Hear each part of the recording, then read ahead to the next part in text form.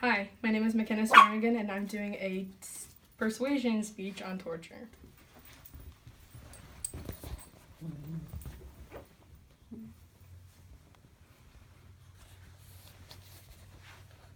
All torture, which I can think of, has a lasting effects on people. It isn't just a momentary pain that is there for a few days and then disappears. Whether it is physical, mental, or emotional, it will stay with you forever. It will give you nightmares and stress, and it can make you violent and paranoid. No amount of information is worth the amount of torment that is inflicted. What happens to the people that actually do the torturing? No one ever really thinks about the effects that it has on them. Whenever we see torturers in movies, they're always these big burly guys that don't give a crap about people. In fact, they may even look like they enjoy it. In reality, though, I can't imagine it would be like that. I'm sure that these same effects would be produced within these men, as well as those that were actually being tortured. Now I want you to imagine that you are in complete darkness. You are impossibly alone and terrified and helpless. At first, you are fighting as hard as you can to reach the surface, but gradually you lose your strength to fight back. Your lungs are aching your lungs are aching for a breath of air, but you know you can't breathe in. So you panic and you begin to hyperventilate. All you can do now is realize that you're going to die. You can't breathe in or you'll inhale water, and you don't want to exhale because it's all the air that you have left. So all you can do is wait for the end and for the pain to stop and the fear to go away. But in the next second, you are gasping in lungfuls of air, and you remember that you weren't in the water drowning. Instead, you were being waterboarded.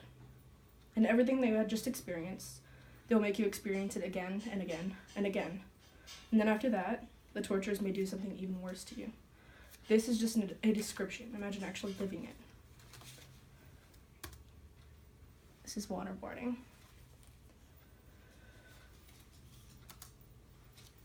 Admiral John Hudson says the difference between us and the enemy is how we treat the enemy. This is similar to what John McCain says in a speech he gave on torture, which he has personal experience in. He said, "We fight for an idea that all men have inalienable rights. Our enemies fight without conscience. We must not." And this refers to our country and the Eighth Amendment, which prohibits cruel and unusual punishment. The Constitution is supposed to be concrete, but the government allows torture when they need it, sidestepping their obligations and responsibilities.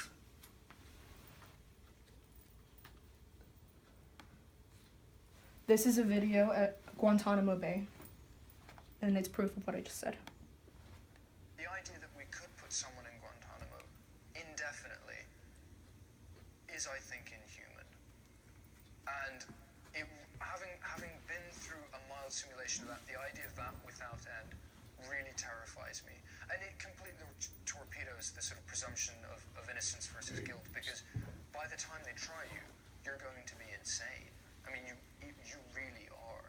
And for that reason alone, I think Guantanamo, even if we use it only for the most evil of evil, I now have very serious reservations about it. Come out of your cell.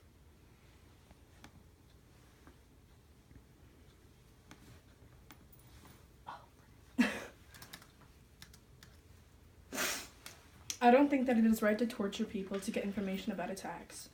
I think that it is evil and it brings us down to their level. If I did support this, I would also be saying that I believe that the end justifies the means, which I don't. I don't support bypassing the Constitution to support a suspected terrorist. I think that if they are suspected, then there is no confirmation that they actually know anything of value. I wouldn't risk losing myself for that, and I personally find that if you are willing to hurt someone so badly by using any method, that you will inevitably lose yourself in the process.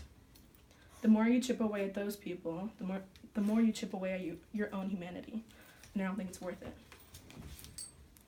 Governments and cartels and gangs, and all organizations that deal with torture, do this because they feel that they need to, that there is no other option, or that there is no quicker way to go get what they want. By hurting these people, you are destroying yourself and them. I will never see how it is worth it. I will never understand the need To want something so bad that you are willing to inflict so much pain and go to such lengths to get it. I hope that I will never understand it, because the moment I do, I will no longer be me. Thank you for listening.